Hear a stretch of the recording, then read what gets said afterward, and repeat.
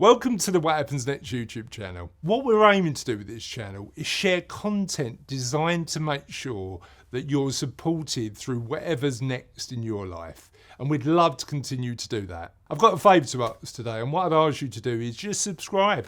It costs you nothing, but it really helps us deliver really good quality content on a consistent basis. Thank you, and let's go on to the interview.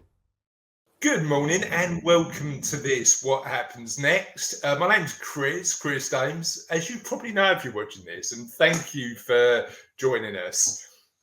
If this is your first time watching a What Happens Next video, let me explain what the What Happens Next project is all about. What we want to do is make sure that particularly if you're in your 50s and 60s and thinking about navigating change in your life, we want to have conversations that help you, empower you, guide you to think about that change in a more fundamental way.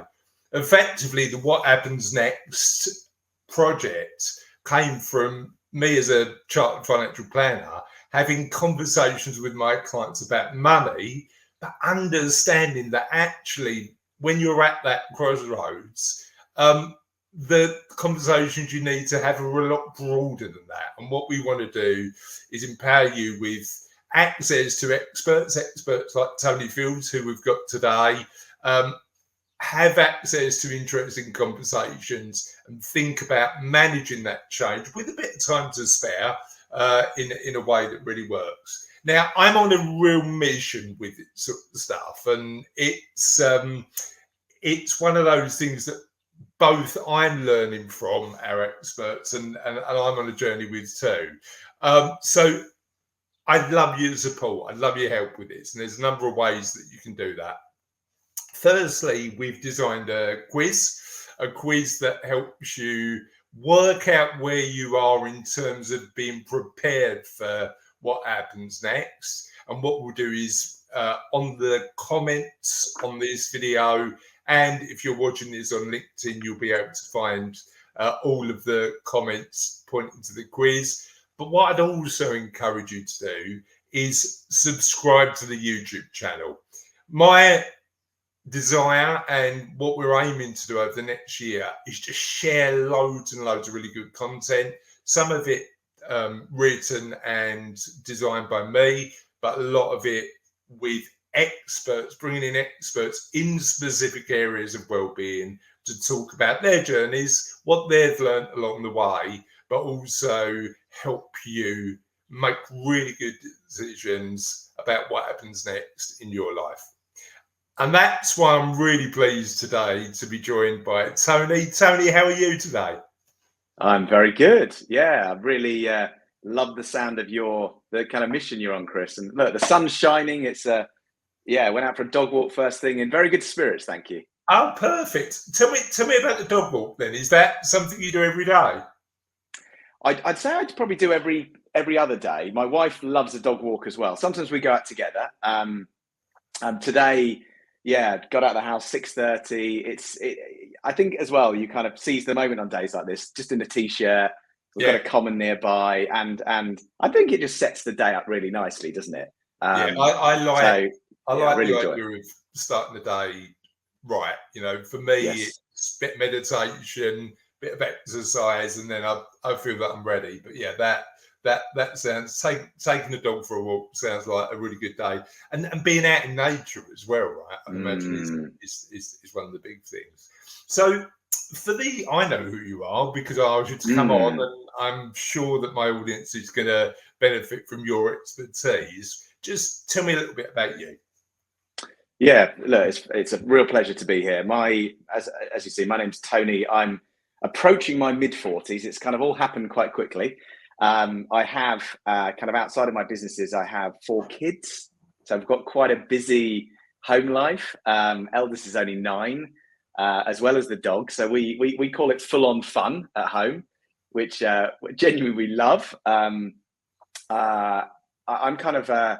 I'm an individual that loves. I kind of love sport. I love a challenge. And something that's always been, I think it's been ingrained in me, Chris, actually from an early age is kind of giving back and helping others. Yeah. So I know we'll talk probably a little bit more in shortly about reaching a crossroads and delving into kind of how you can successfully navigate that and all that important stuff. But for me, I feel genuinely privileged to be running a couple of businesses now where I help people. I help people, and I guess my own mission, Chris, is I think there's so much emphasis placed on performance, and it's quite, look, who doesn't want to be the best they can be? I think that's a very common thing. But actually, I want to inspire people through my events, through my coaching, to place as much importance on happiness. That's something that's really important to me. So yeah, that's a bit about me and what I do. It's so interesting, isn't it? It's, you know, we're surrounded by messages of success, like success can be defined by somebody else. But actually, what makes you happy? And you know, one of our other guests, and he was really insightful. Look, there's probably more nuance to it than this. But Chris Budd, who runs the Institute of Financial Wellbeing, came on, and we were talking about the link between money and happiness. And his line that he always uses that I really like is work out what makes you happy and spend money on that. But then you get into this conversation about intrinsic motivations and like the material stuff that actually is really interesting. But let's talk intrinsic motivation. What gets you up in the morning, apart from the 4 kids? Apart from the necessity to do so. Yeah. I find that when you have a real purpose, I think for a long time, if I'm honest, I kind of was on a treadmill, and a lot of people probably listening to this are on a treadmill, and it's quite rare to step off, actually. And so actually, when you, I think, really understand your why, and you wake up feeling a bit different. And even if, look, we all have moments. I'm not saying every day is perfect or anything like that. We all have struggles and stuff happens in my family. And but when you can just bring yourself back to why you do what you do, and it's beyond. It feels like it's beyond just providing for my family. Yeah, I know it. I need to do that. We all need to do that, but that gets me up in the morning. Yeah. Yeah, it really helps. And then I start to think about what I can do to serve others. Yeah. And I think that's it's a really interesting one around sort of giving back. I'm not saying what I do is I do as a charity. I'm not a charity, but I do have charitable interests. But you get, I think a lot of people probably listening to this may find themselves too busy, or they may feel like they're too busy to perhaps do things that might provide fulfillment, but actually it's chicken and egg. And actually, when you create time to do more things that you provide really fulfilling, find really fulfilling, then life is different. It feels different, and you actually become more motivated, and it's a virtuous circle. So you know what's interesting about it, Tony? I mean, I've been thinking quite a lot about this in my own life, and certainly having conversations with clients about this. My experience is, and again, we're all going to have our sort of own way of thinking about this, but my experience is, and one of my daily habits is journaling. So I actually spend some time in the mornings thinking and writing. Normally before my 12-year-old gets up and the house gets really noisy. I mean, my 12-year-old, I think, is probably makes enough noise for about 27 kids. So I do a lot of the work early. She's brilliant, by the way, but just very enthusiastic. But yeah, for me, when I was thinking about what I wanted to ask myself, you know, sort of in the morning when I was going through that journaling process, the words that always struck me as just being genuine is positive impact.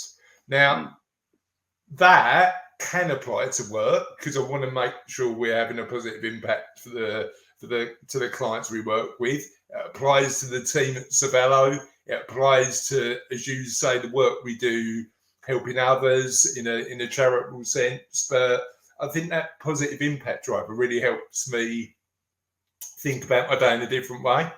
But that, I suppose part of the conversation we're having today is to help and support people going through a crossroads. And I know that you went through your own crossroads and started thinking about what happens next for you. Probably a little bit earlier than a lot of the people listening to this. But there's lessons that we can learn from your experience and journey. So tell me what happened. Tell me what you learned along the way, and tell me what you'd change if you did it again. Some good questions there. Some good questions. Yeah, for me, it started. I was actually made redundant about 7 years ago, Chris, and I'd been in the same sector since joining as a graduate, and I progressed quite well. And I guess my career was going in a certain sort of trajectory, and then I was kind of forced to step off. Yeah. And if I'm honest, this is 7 years ago, and I remember the moment very, very clearly. And I knew I wanted something different, but I didn't know what I did want. Yeah. All I knew was I didn't want to continue along the same path I was on. And it was actually a really painful, probably close to 4 years. So I spent 4 years trying different things. I was invited to run my first business. I then got an opportunity to go back into employment. I signed up to lots of extreme challenges. I was kind of searching. Yeah. This reached a point where I did actually reach breaking point in a business I was running, and I didn't want to go home and see my kids. And it was really tough because I knew my wife was struggling as well. Well, not struggling, but she had a busy household. Yeah. And I didn't want to go home. And I feel like I felt an immense sense of guilt because I'd started down this new path and kind of asked for my partner's support. Yeah. And it's a hard thing to do. And I didn't have it figured out. And I guess my default, Chris, and I think a lot of people probably fall into this camp, is to work harder and do more and put our heads down and solve it for ourselves. And that's what I was doing. And I was in a pretty tough spot, actually. I guess what changed for me, and it wasn't an immediate thing, but I actually fortuitously was approached by someone who was a coach, and I wasn't looking. I think most people are not. I certainly wasn't looking. I don't think most people are looking for a coach or mentor. But I was asked, what do I really want in life? And it's an amazingly simple question. But when I ask people that question today, most of us fumble the answer, and we don't really know, or we come out with what we think we should say. And I was kind of challenged quite a lot around this. I think I'd remained on the same path that I was on because of money and that lifestyle I'd had. And I didn't believe it was possible to do anything else apart from the path I'd been on. So I'm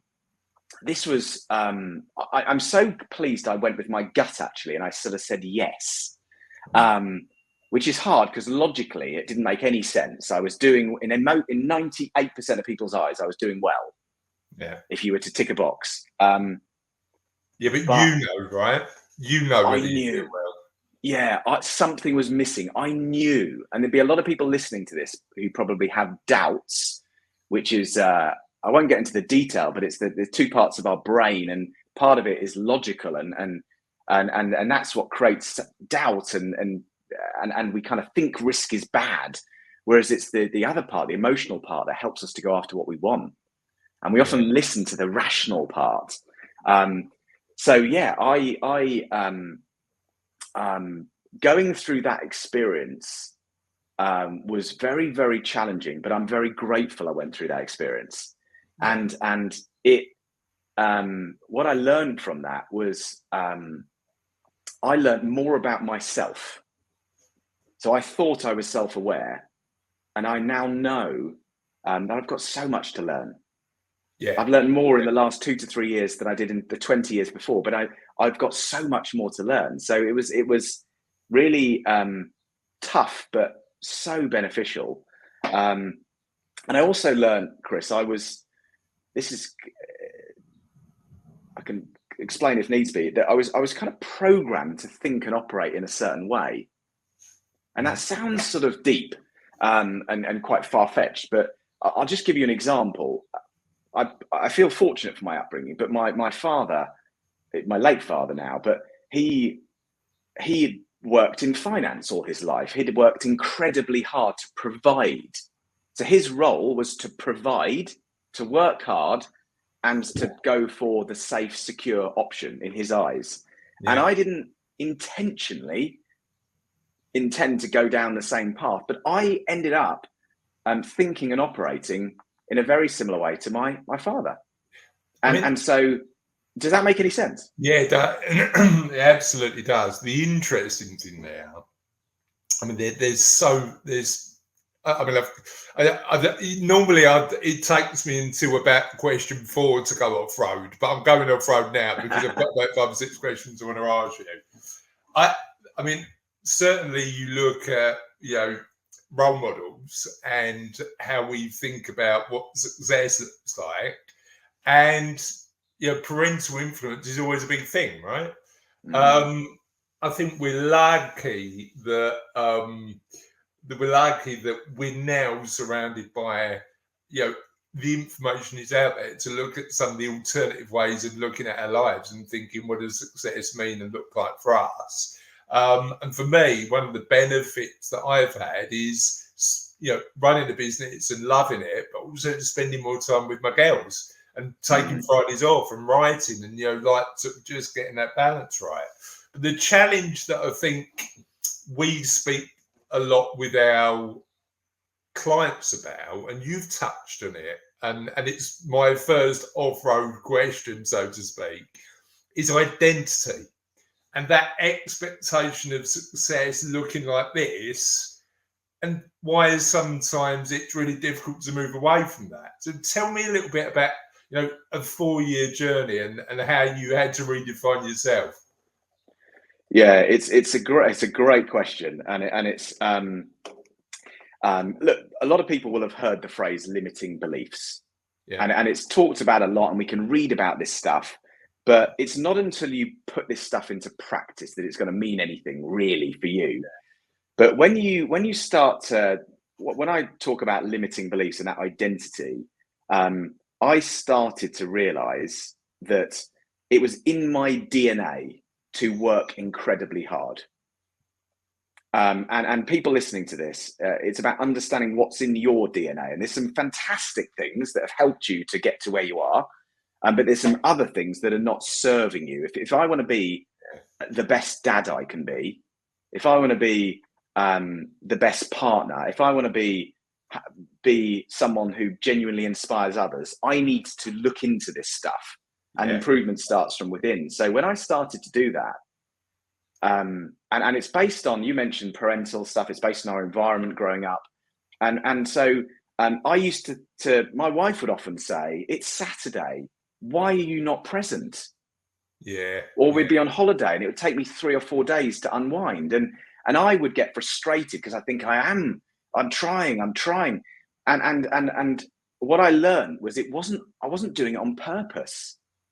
I wasn't kind of sitting there thinking, I don't want to be present with my kids right now. It's because when you've got that hard wiring to, let's say, work 60 or 70 hours a week, you feel guilty even when you're with your family. That you should be back at work. And some people will have the opposite of that. So, but I'd imagine a bit of that is like, as you say, your dad gave you that model. Yes. Instead of looking at that from a analytical perspective and say, well, you know what, there's bits of that might serve me, and that you just don't. You just say that's what success looks like, and that's what the role model is, and not break it down to what applies to your life. The other thing that came across when you were telling your story is that 4-year period of trying stuff and it not working, going through some pain along the journey. Do you think you've just got to give stuff a go and see how you get on and fail as part of the process of making change? How do you feel about that? I think that's definitely part of the process, but I think there's an extra point I'll mention in a second, but I think that's definitely part of the process. I think some of us are not very good at that. We want to have things figured out before we get started. So we can often put immense pressure on ourselves for something to work out.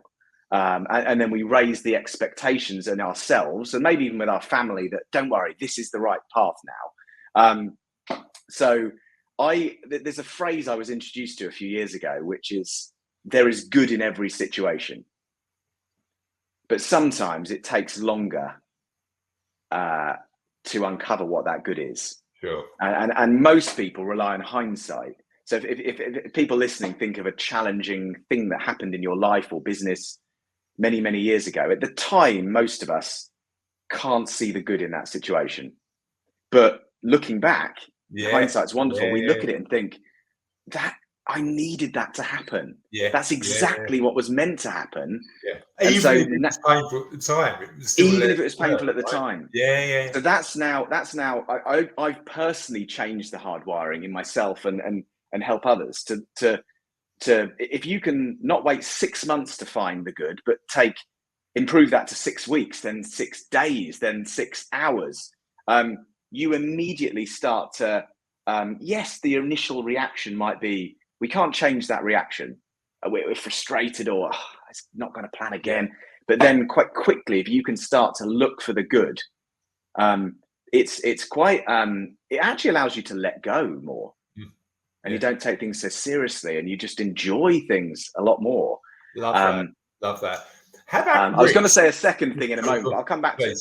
The second thing I'd say. How about comfort with risk? Because that's the other element that we need to consider, isn't it? It's just like, particularly like, I've got a client in my head right now who has taken that corporate path. It was one of the inspirations of what happens next, funny enough. He'd taken it the corporate path until the age of 57 and then gone, what am I doing?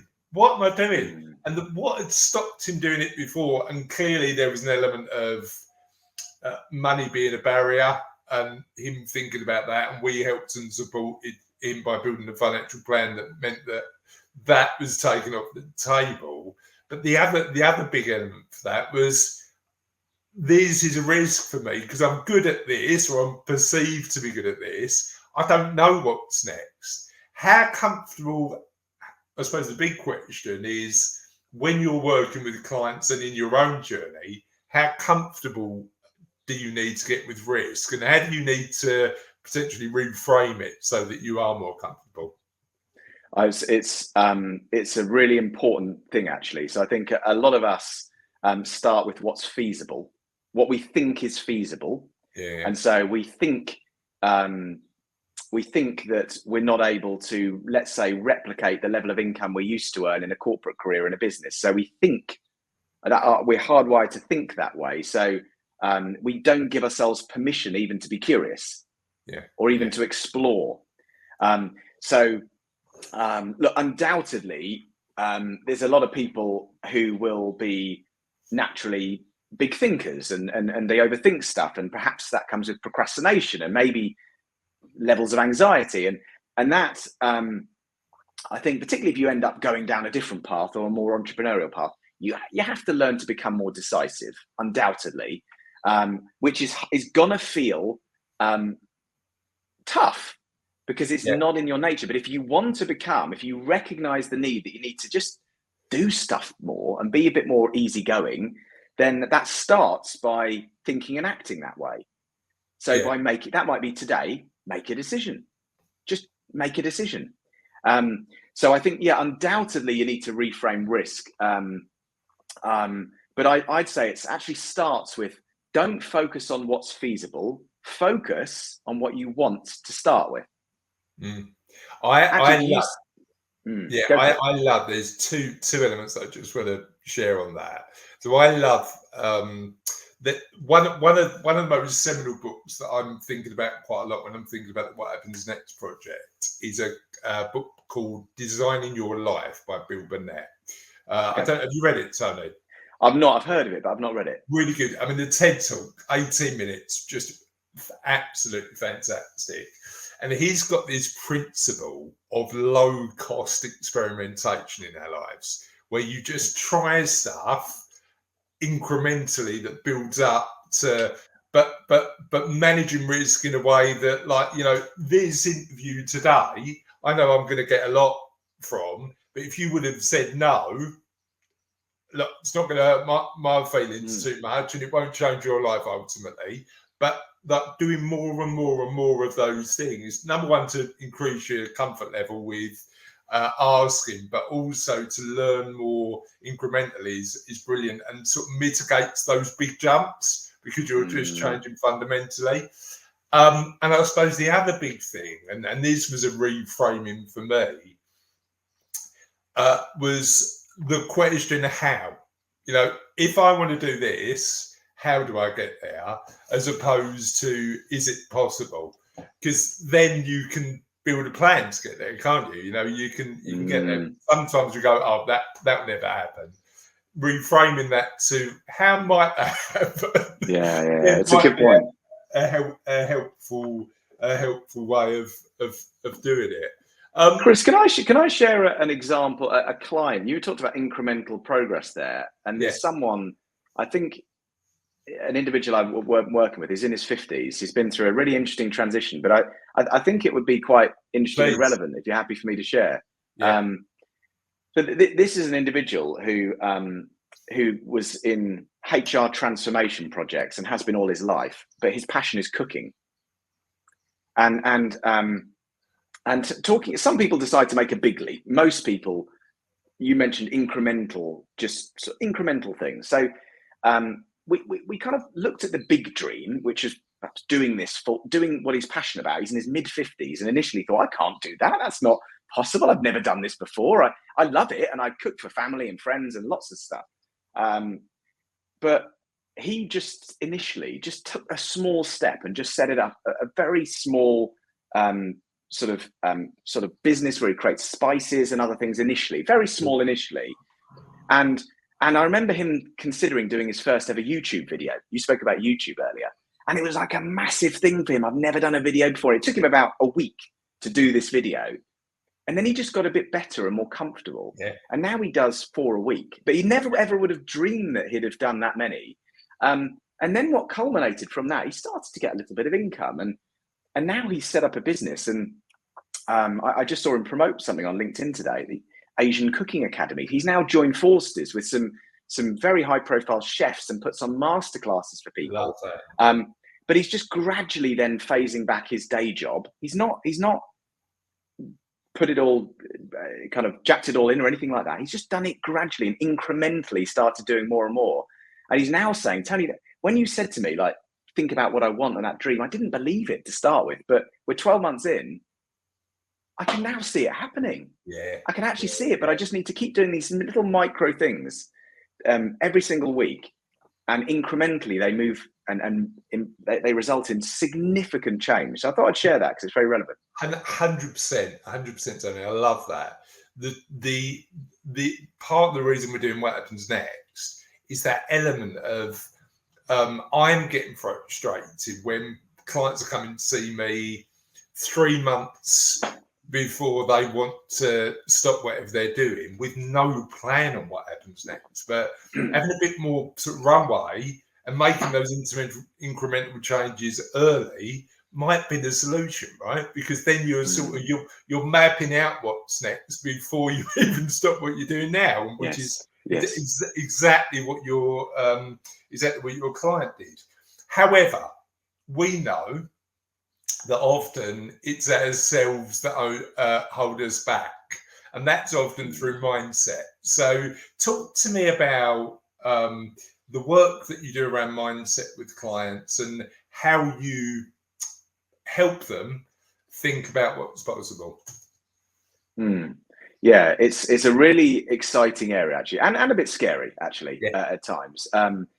I would say if I talk about maybe the journey that someone goes through. Yeah. So at the start, I would say actually thinking about the big questions, my purpose, my values, what I want my ideal life. That book you mentioned, My Ideal Life. That's quite an exciting phase. It's something that people don't do. We're all busier than we've ever been before. We're more connected and switched on than we've ever been. So actually taking time out is quite cathartic actually, and it often is the first time people have done that, or the first time in 10 years, 20 years. But it's a really, irrespective of whether people even work with me or not, they do enjoy that process of actually reflecting on what an ideal life looks like. So that's kind of first stage. I think it comes with I think the feelings I would say would be excitement and being a bit scared. Yeah. Because you're starting to explore stuff you've perhaps never done before. And that's a sign in my eyes of a very good goal. If you know how to reach a goal, it's probably the wrong goal. So I often help people to think of just putting everything to one side. Just talk to me about what you'd love life to look like for you. So that's the kind of, so I'd say at the start, it's quite exciting. But I'd then say, and we then get into that, you mentioned holding back. That's a really quite a liberating sort of stage, because you start to piece together why certain things have happened in your life. And that might even include why your children act the way they do. So we kind of tell them what we need them to do. Actually, this is about walking the walk and showing. So that's when you might uncover that you've perhaps been somebody that's preferred to be in control all your life, or you've struggled to let go, or you feel at your best when you get recognition from other people. Or you feel like you have to work incredibly hard to be successful. So I'd say that's really quite profound, and it's interesting because when I speak to people, Chris, and even if I'm asking them what their ideal life looks like, somebody even say to me really soft things like, "I just like to be happier. Yeah. I'd like to be more content. I'd like to be able to just be." And that sounds simple, but I can tell you that's a different way of living. But I think what tends, go on, So Chris. the interesting thing on that is that could, I suppose the big question is, how do you do that now?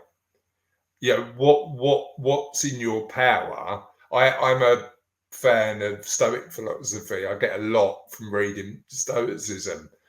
And even though it's not for everybody, I think there's lessons in Stoicism that really help you reframe well-being in a different way. How much of being happy today is about mindset? I'd say it is so fundamental. It is so fundamental. You could end up, what happens next, identifying and starting a new venture that's really important to you. But if you don't learn to love the journey, if you don't learn to let go, to go with the flow, to not get so stressed when things don't go to plan, it doesn't matter. I'd say it's so profound, actually. It's so interesting. I funny enough, one of the really insightful guests we had on What Happens Next is a lady called Ruth Sturkey. Now, Ruth is involved with the Institute of Financial Wellbeing and does loads of work. Used to be a chartered financial planner, sold her practice. And we met for some lunch in town. So we sort of sitting there having a chat. And I was telling her about Ride London. So I was doing Ride London, 103 miles, raising some money for charity. I'm really looking forward to it, but nervous. And she cycles. She's a really good cyclist. She said to me, "Oh, what time are you expecting?" And I said, "Really slow."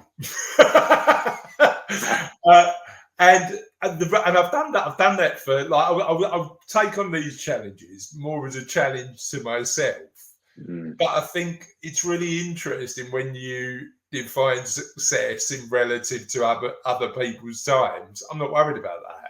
actually, if I finish, I'm good. And I think there is a societal expectation to want to be quicker and better, and actually, I think we can look at that in a bit of a different way.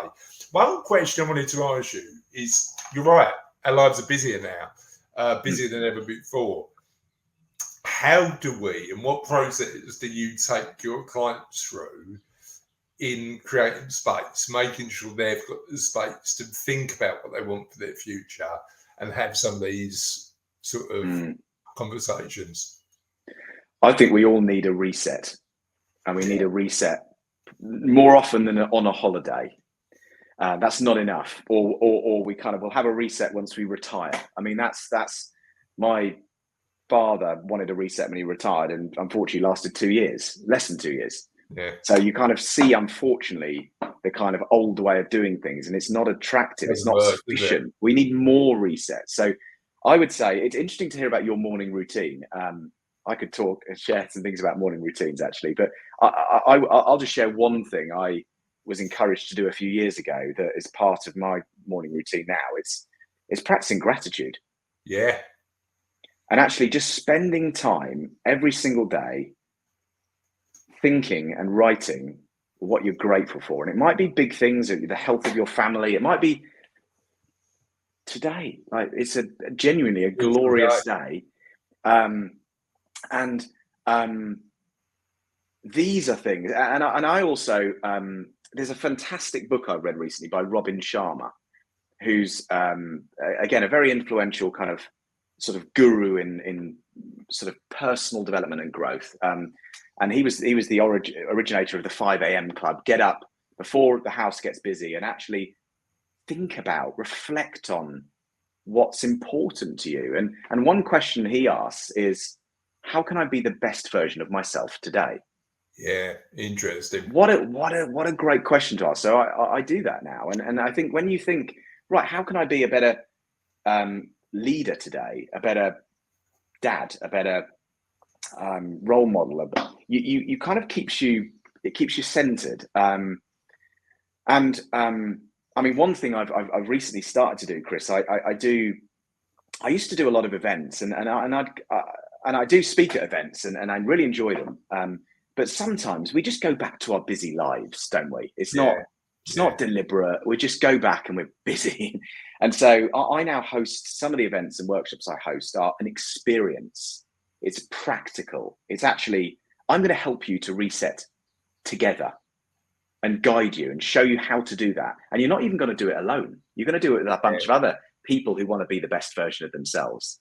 And when you do that, I find with others in a private setting, so you're not a private setting, and you start to reflect on some stuff. And then actually you go another step and you say, actually, why am I waiting 6 months to focus on my health? I appreciate I've got things coming up, but I'm going to take some action and share it with other people and do it today. Yeah. And that's what you start to do. And actually with your well-being, I've been planning. How often do we use the words, I will, once I have more time or more money or more resources, I'm going to get started. Actually, if it's important to you, how can you make that a priority today, tomorrow? Yeah. And then when you build in, for example, for some people I work with, they say, you know what? I feel better every time I go for a walk in the middle of a day. Yeah. I feel better. I feel like, and I must admit, Chris, I still struggle with this. I kind of look at that to-do list and you kind of feel the anxiety start to build up and I really need to get this done. And then I often have to force myself to go out, and you come back and you solve problems quicker. Yeah. And you feel re-energized. So I guess it's trying to create the support and framework to help people to do that. And it's just hard. I'd say it's hard doing this stuff alone. It's not impossible, but when you've got the support of perhaps a community, the support of maybe a coach or mentor, it's science-based. We're humans. We're more likely to do stuff when we make ourselves accountable to others. So there's a couple of really interesting things there. Number one is, you're right. There's plenty of information out there, isn't there? You know, like we've got all of the information we need, and often that isn't enough. It's true. We It's can true. get access to all this stuff, but often it isn't enough, and it's creating that space. So I suppose there's two elements that I want to explore a little bit on. Number one, how we were talking before we start the interview about setting commitments for yourself and keeping yourself accountable. So I'd be really interested in understanding how that fits into the work you do with clients. And the one that's really interesting to me is, how do you know you've found the right coach or mentor? Because there are a number of coach and mentors available out there. Some of them really decent, some of them probably not so good. How do you know that you've got somebody that you're aligned with that can help you live the life that you want to live? Maybe I'll start with the second point, actually, Yeah. if that's okay. Yeah, and I'd have. There's three things that come to mind, Chris, because it is a very personal thing. Yeah. And I'd say number one would be a good fit. So to qualify that, I would say if that individual has solved a problem that you want to solve, that's really important to you, either for themselves or for lots of clients they work with, that's a good tick to start Give me with. a practical example of that, Tony. How does that work with you and your clients? Yeah. So, for example, if there's someone listening to you mentioned that individual in a corporate career who's come to a place where they just want to explore something else, and they want to maybe create a business to give them more time, freedom, and have more purpose. In that example, it's beneficial. One of my three criteria would be identify a coach or mentor who helps people to create businesses that provide real purpose and fulfillment. Sure. And they help people go through that transition, and maybe they've been through that transition themselves. Yeah. So that wouldn't be a traditional business coach or a I don't know, someone helping necessarily with the strategy. That might just be the factors of success are purpose and fulfillment, not money, aren't they? Exactly right. What you're aiming for is different. Exactly right. The second bit of advice I would give would be trust your gut. So I think it's very easy to make a list, and we all do this, a list of pros and cons. You will just know. Yeah.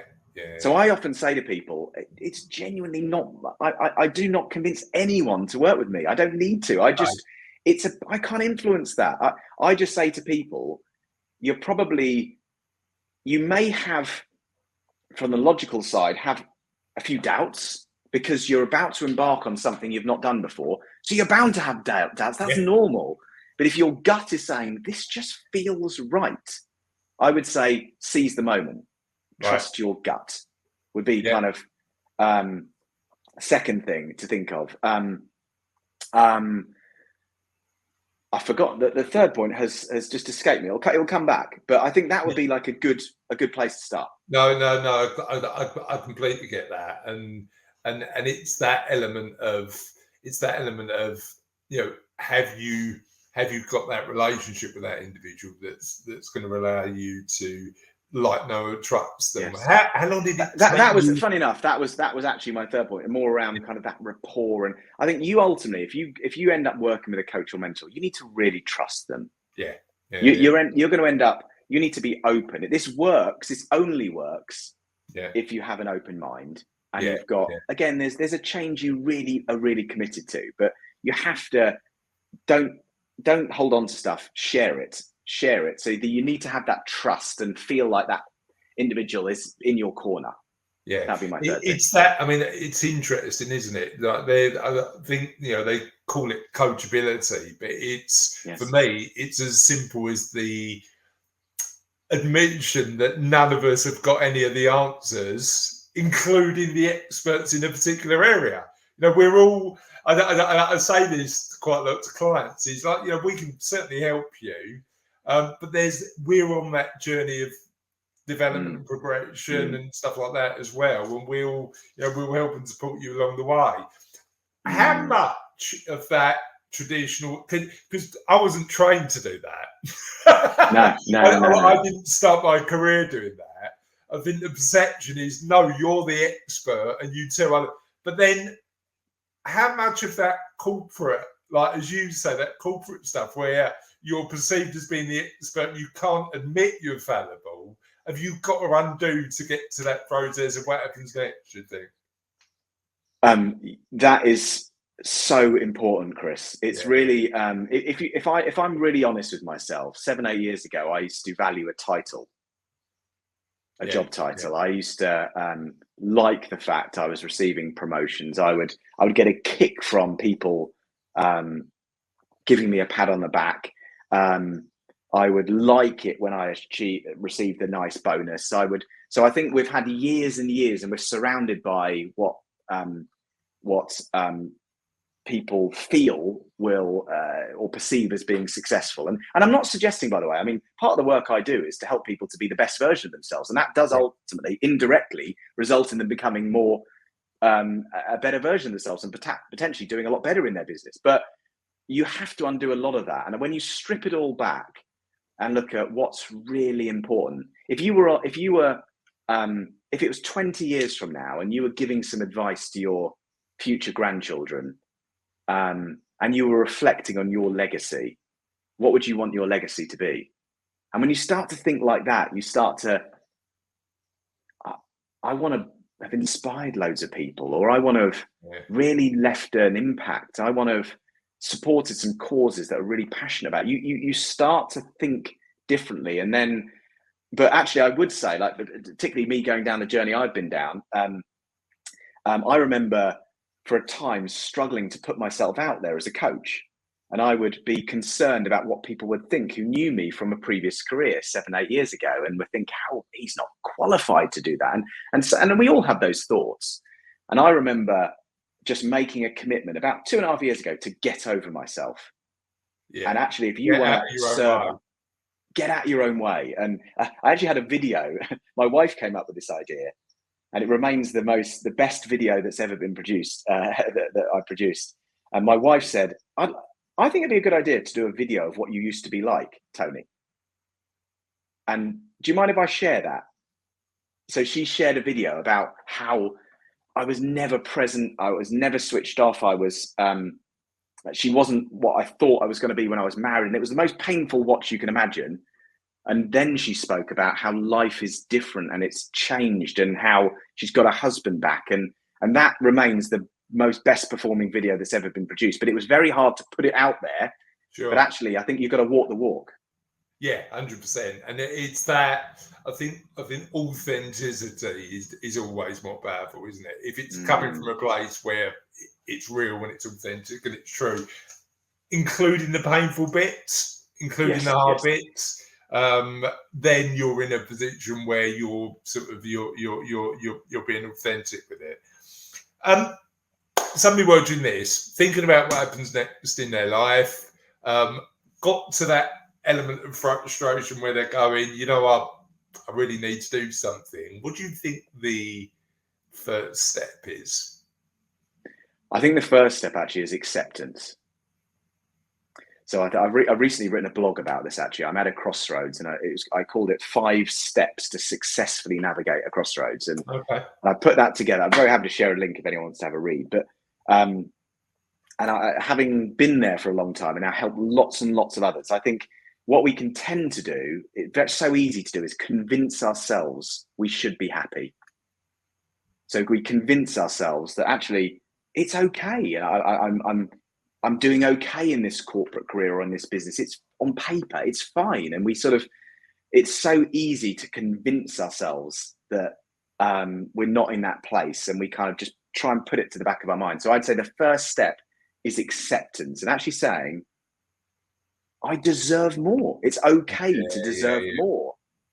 And I think that when you come to that realization and actually say, no, I do deserve more, I'm committed to doing something about it, I'd say that's a very powerful, you're then more curious and more open, I'd say. It's interesting though, isn't it? Because there's that element of knowing that we're lucky, being grateful for what we've got, but also that So that's the sort of Yes. part, I agree with you, actually. Gratitude is fundamentally important. But often that can lead to complacency of saying, I'm doing all right, I'm fine. Yeah. So how do you square that circle? How do you stay grateful and know that you're really lucky, but also move towards a life where you might have great satisfaction? Well, I think it is a tough balance, actually, but I think it's about fulfillment to me. So if I don't know, have you come across the phrase ikigai, Chris? Yeah, love it. Love that Yeah. principle. Yeah. So if people haven't heard of that, there's 4 parts of that. And the 4 parts of that are you doing something you love? Yeah. Are you doing what you love in life? Are you doing something you're really good at where you're using your skills? Are you doing something that you're leveraging your kind of worth and you're being paid well for that service? And lastly, it's quite deep, but are you doing something the world needs? I reframe that and look at, are you solving a challenge, a problem that's really important to you? And what I find when I ask those questions to people who are at a crossroads, commonly they tick 2 of those 4 boxes, Chris.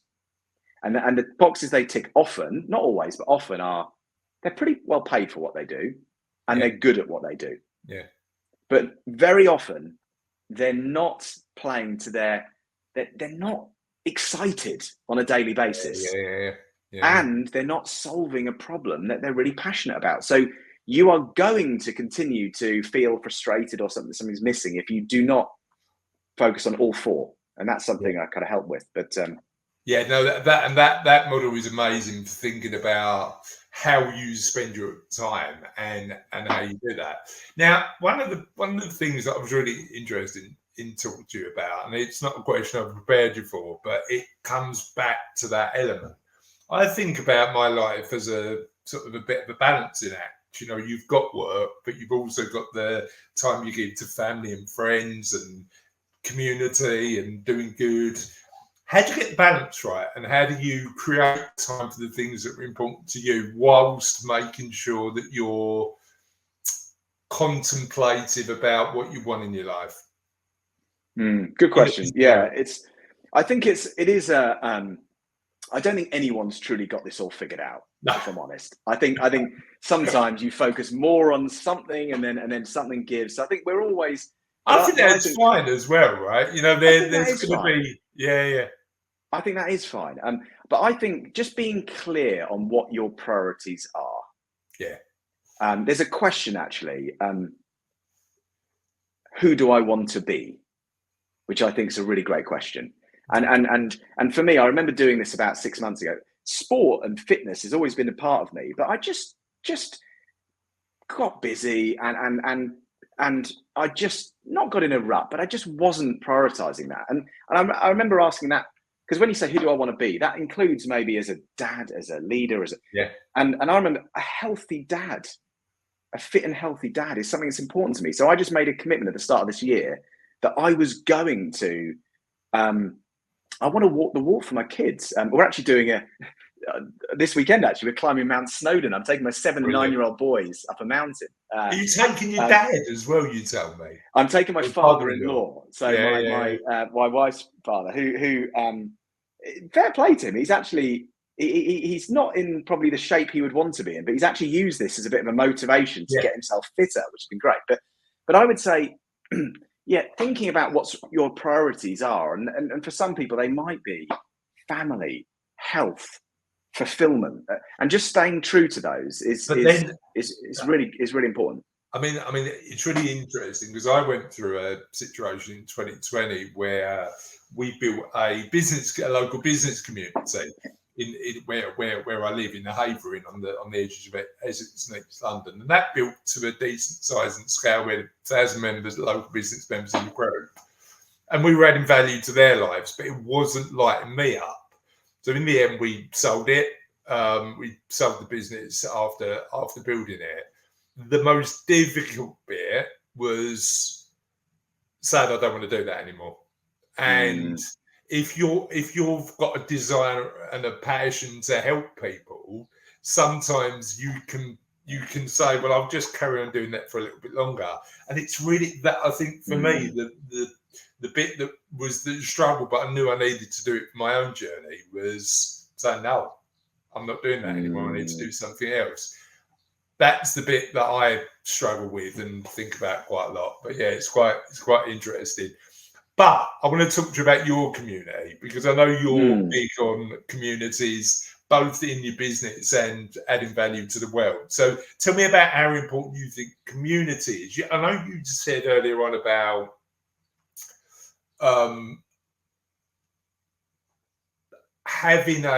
surrounding yourself in that coaching experience with the events you run through people who are on a similar sort of journey.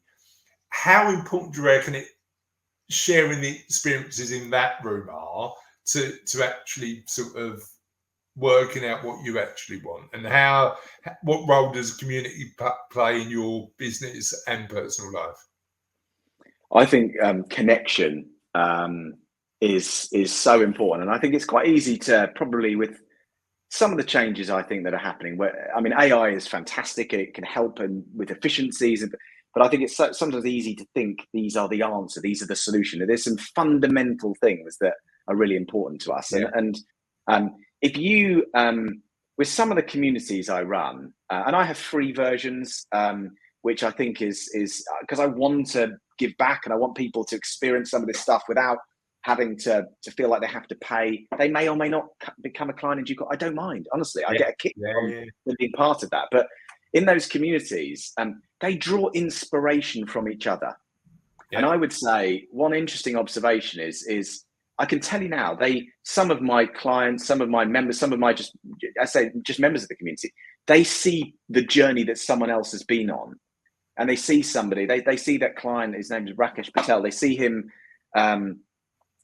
doing his first YouTube video a year ago. And now they see him, he was invited by the I think it was the Malaysian ambassador to a meeting just a couple of weeks ago. And they're like, wow. And it makes you feel I can do more. So I think there's the inspiration, there's the connection. And I think as well, we think it's just us going through stuff. We think we're the only ones who I don't feel like something's missing. And you get talking and you realize so many people feel the same way. And if the community is like-minded, it's people at a similar place. It's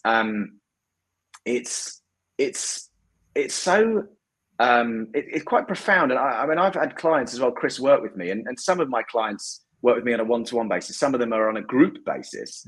And some of those on a group, they finished and they were, I feel like something's missing. Like, I've been through this experience, and so I've kind of launched an alumni thing for previous, because people I think it's like an effective sports team. You're stronger together. So I'm a massive advocate of community, and I think personally, you said something earlier, Chris. I think we're all learning. I joined about a month ago a community for me again. For me, not to get clients, because I want to surround myself with, and my business is going well. I'm not stuck or at a crossroads right now, but I just know if I put myself in the right room and in the right company, and some of these are international people that it elevates my thinking. It opens me to new ideas. It's very, very rewarding. 100%. I'm a big advocate for both collaboration and communities, and we're on a really decent journey with the business in terms of where we are, but that consistent focus on personal and professional improvement for me is really a really important part of the journey. I've really loved this. I've learned a lot. I need to reflect on what we're going to share with our audience, but you've given me about 27 million inspirations for new blogs and videos for my YouTube channel. So thank you so much. Where can people find out a bit more about you? Yeah, look, I've loved it too, Chris, by the way. I think it's, I love having such open conversations, and we're talking about real stuff that matters. So I think loved it as well, genuinely. But I'd say LinkedIn is a good. I mean, I have a website. It's tonyfields.com. People can check me out there if they wish. But I think LinkedIn is quite a good channel where I'm very active. I've got lots of events that I host the one I mentioned earlier, I'd run something called Catalyst Kickstart, actually, which is about reset, refocus, re-energize. So again, it is about stepping back, but doing it not on your own. And Sure. It's very practical. That starts on the 8th of July. So I'd probably say LinkedIn is a good place to sort of connect with me, or if any of the events I've got coming up, have a look at what I've got coming up. If anything resonates, I think that's a good opportunity to just experience some of this stuff. And reflecting alone is not impossible, but it's just a bit harder sometimes. So that would be a good. What certainly is, from what you've said, is the opportunity to think about and get asked the right questions to help you reflect is key. Tony, thank you so much, mate. And I hope if you're watching this either live or on catch up on YouTube, you really enjoyed it. I hope you have a lovely remainder of the day, and we'll see you soon on what happens next.